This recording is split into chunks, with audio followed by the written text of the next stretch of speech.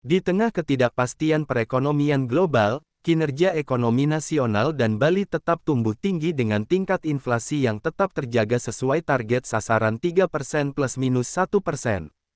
Pada triwulan keempat 2023, perekonomian Bali tumbuh menguat sebesar 5,86% atau 5,71% untuk keseluruhan tahun 2023, lebih tinggi dari triwulan sebelumnya yang sebesar 5,36%. Deputi Kepala Perwakilan Bank Indonesia Provinsi Bali, Gusti Ayu Dia Utari memaparkan, level pertumbuhan ekonomi Bali juga lebih tinggi dibandingkan nasional yang tumbuh sebesar 5,04% dan Bali menempati peringkat 6 dari 34 provinsi di Indonesia.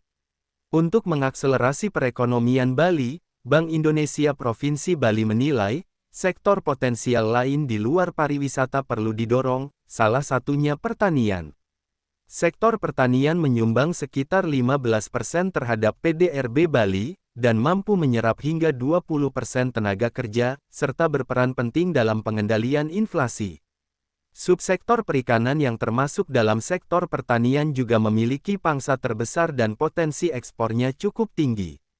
Namun, pertumbuhan kredit subsektor ini justru terkontraksi karena dinilai berisiko tinggi, yang tercermin dari tingginya non-performance loan atau NPL dan loan at risk atau LAR. Diversifikasi sumber pertumbuhan di luar pariwisata penting untuk menyeimbangkan pertumbuhan antara kawasan utara dan selatan Bali. Menurut Dia Utari, saat ini daerah berbasis pariwisata memiliki pendapatan per kapita per bulan, pengeluaran per bulan, dan intermediasi kredit yang lebih tinggi dibandingkan daerah non-pariwisata. Dalam Sarasehan Perekonomian Bali yang digelar BI Bali, Iwayan Wiyastana Ika Putra selaku Kepala Bapeda Provinsi Bali menjelaskan pentingnya inklusivitas bagi masyarakat Bali. Hingga saat ini, isu kesenjangan antar wilayah di Bali bagian selatan dan bagian utara masih menjadi sorotan. Untuk itu, pemerintah Provinsi Bali telah menyusun transformasi sektor pariwisata dan diversifikasi ekonomi melalui 6 strategi utama. Pertama, Bali sehat dan pintar. Kedua, Bali produktif. Ketiga, Bali Smart Island. Selanjutnya keempat, Bali hijau.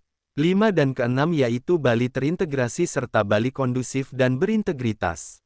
Sinergi antar pemangku kepentingan dapat menjadi sarana untuk mewujudkan transformasi tersebut dengan menggali potensi investasi yang terdapat pada masing-masing kabupaten dan kota di Bali.